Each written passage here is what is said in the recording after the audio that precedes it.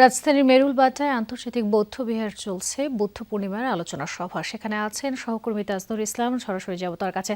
তাজনুর, এই মুহূর্তে সেখানে কি কি আয়োজন চলছে আর যারা দর্শনার্থীরা আছে তারা কি বলছে?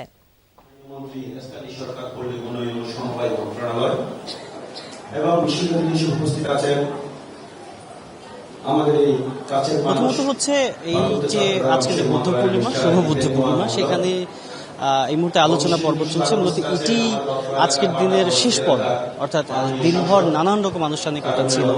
এপাশে এখন মঞ্চে যারা আমন্ত্রিত অতিথি তারা রয়েছেন, বিশেষ করে প্রধান অতিথি স্থানীয় সরকার মন্ত্রী মির্জা ফখরুল ইসলাম আলমগীর, পার্বত্য চট্টগ্রাম বিষয়ক মন্ত্রী দীপেন দেওয়ান, তার সঙ্গে বিরোধী দলীয় চিফ হুইপ নাহিদ ইসলামও রয়েছেন।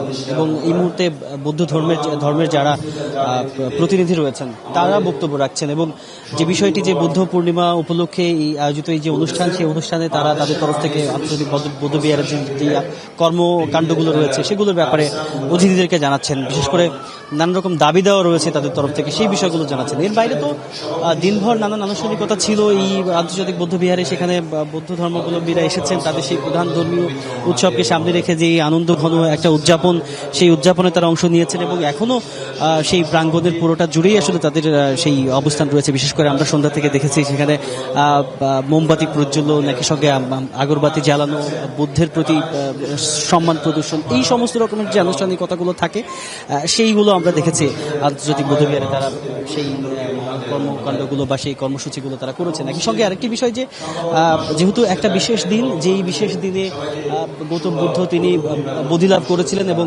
এই দিনটার একটা বিশেষ মাহাত্ম্য বা মর্যাদা রয়েছে বৌদ্ধ ধর্মাবলম্বীদের কাছে, সেই হিসেবে পুরো আনন্দঘন মুহূর্তটাকে পরিবার পরিজন সবাইকে নিয়ে একসঙ্গে উদযাপন করছেন আন্তর্জাতিক বৌদ্ধ বিহারে আসা এই দর্শনার্থী এবং আমন্ত্রিত অতিথিরা।